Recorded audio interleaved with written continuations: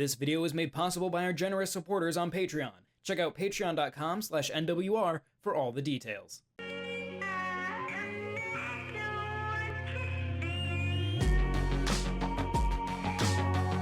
It was almost 3 years ago that Skate Story by Sam Eng was announced. I remember seeing the trailer at the end of a presentation and being utterly enthralled. It was a weird feeling. On the one hand, this game was shaping up to look gorgeous and fully leaning into its vibes. On the other hand, I'm unashamed to admit that I've always been downright awful at skating games. Yet I wanted more than anything to delve headfirst into this experience. As the years went on, whenever something popped up about the game, it rose up on my list of anticipated titles. Now, more than 3 years after its reveal, it launches on Nintendo Switch 2, day and date, with other platforms. This literal road through hell isn't without issues.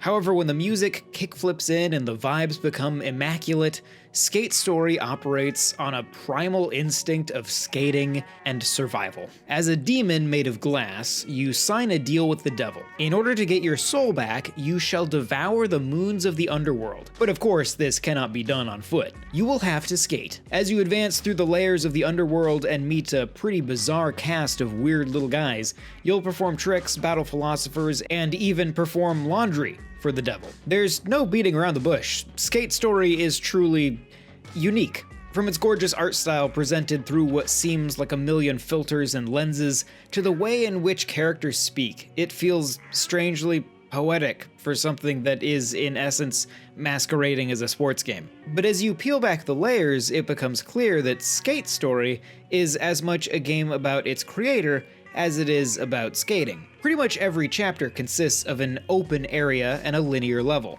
The linear levels are where the game excels. Oftentimes you need to reach the end of the stage by skating through the goal.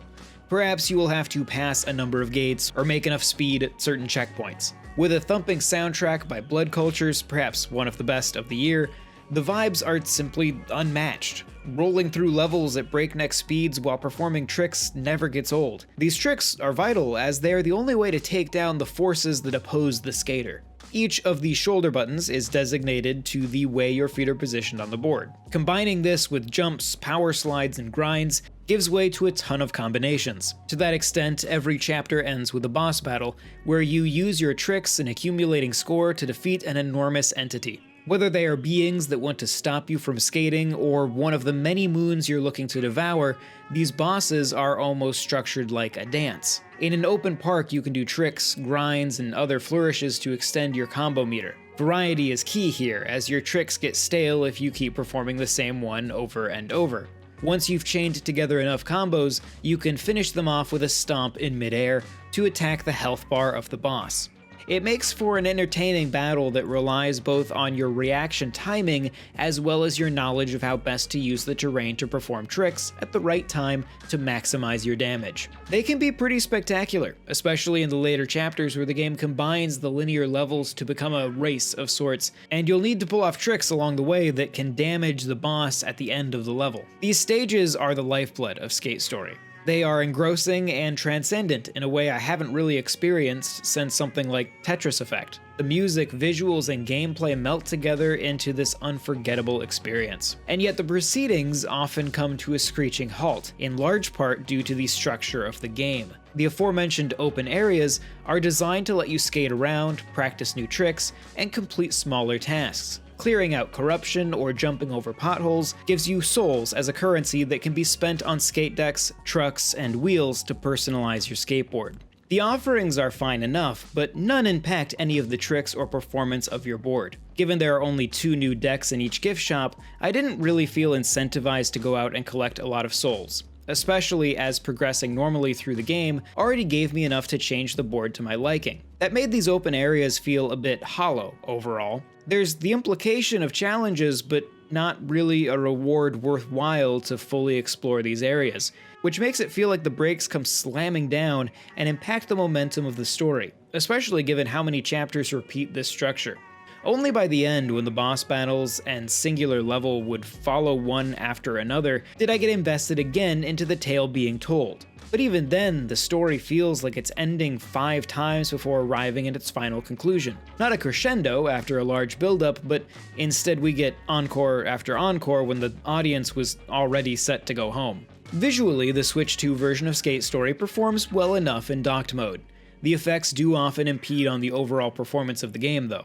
An inconsistent performance, especially in the busier levels, sees fire particles make the game drop from 60 frames per second to 30 and stutter somewhere in between. In handheld mode, the resolution takes a pretty big hit and retains its uneven frame rate. When you are speeding through the levels, you can feel that the game is struggling to keep up. While I do think it is intentional, this also somewhat hinders the cutscenes and story segments. You will manually need to push the A button to continue to the next scene or line of text during a cutscene. Perhaps it is the way in which the game is written, which frankly isn't always that straightforward, but so many times I was sure that I had skipped over some information as the scene moved on to a new character or segment without a clear transition.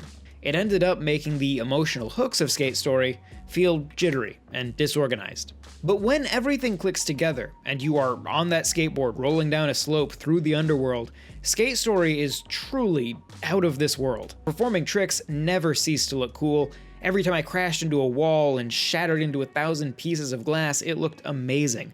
I would pick up my board and go again and again. Even the final devilishly difficult stages came together while that phenomenal score by Blood Cultures transported me away. There are some rough areas and structural issues that are hard to look past that are perhaps even more pronounced on the Nintendo Switch 2. But when I reached the credits and that original announcement trailer was playing in the background, I felt like I had come full circle.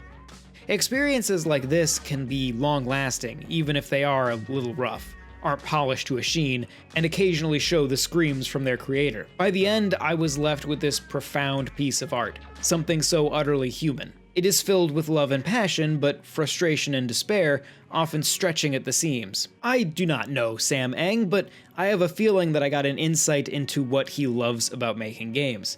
I may never be a skating game diehard, but Skate Story is a story worth sharing.